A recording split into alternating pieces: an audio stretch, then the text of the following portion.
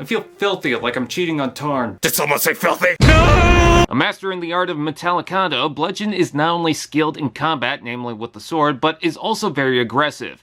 His furious and horrific vibe gives him a sense of the unnatural, like a demon rising into war. Bludgeon was originally a Pretender figure in Generation 1, but like all other Legacy Pretender-based figures, this focuses on blending the elements into one transformer. This is common for Bludgeon made after, but apparently this design specifically is based on the comics. With the cannons connected and plugged on top, Bludgeon transforms into Tarn. Okay, to be fair, Bludgeon being a tank is common practice. This is apparently the IDW version hinted by the miniguns in the feet. It's roughly similar, but all I see is a Halloween-colored Tarn. I do like the scoop up front, decorated in orange like the RID toy. The treads use silver for the inner workings, and I like the splash of green and red, even if the bright orange overtakes it. There's something so savage and destructive about the shape. There's many turrets up front, with the cannons able to rotate and move individually. As for the sword, though the box shows it on the side, just plug it anywhere. Top, sides, treads, you name it. Maybe even the exposed hands. For what it's worth, I think this does work for a Bludgeon. I still like the blocky form of the Pretender, but this looks like it could do some damage to some bots. Robot mode.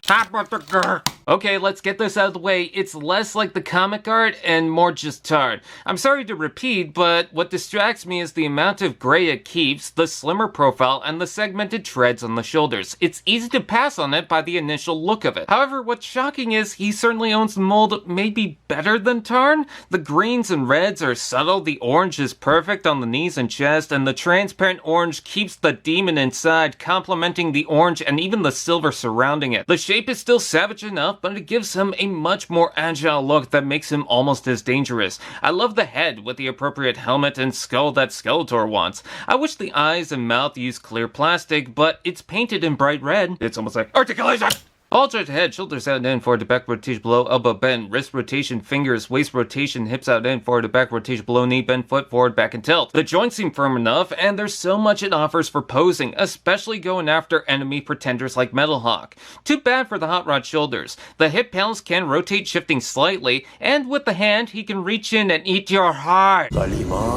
Let's take a look at the accessories. The cannons are hand-me-downs, but colored well with transparent and painted orange. He can hold them normally or as bludgeoning tools, use them Megatron style, combine as a rifle, or with the block, rotate the base and attach it all as a dual-sided cannon. Despite the turrets, I prefer attaching this to the back, especially since he has this sweet sword, sculpted simply and profoundly for a toy like this. Fits into the hand, and this is where all the joints come in handy. Not enough? Give him that prime armor tool. I was very hesitant, I won't repeat why, but taking that out of the equation, I think this passes off as having the spirit of Bludgeon. It might not be exact to the comics or G1, but the shape feels like a nice progression of Bludgeon figures. It's swift, posable, and it all works in his favor. Just sucks that it reminds me of Ghost Rider 2. Allspark TV. Now that's just prime.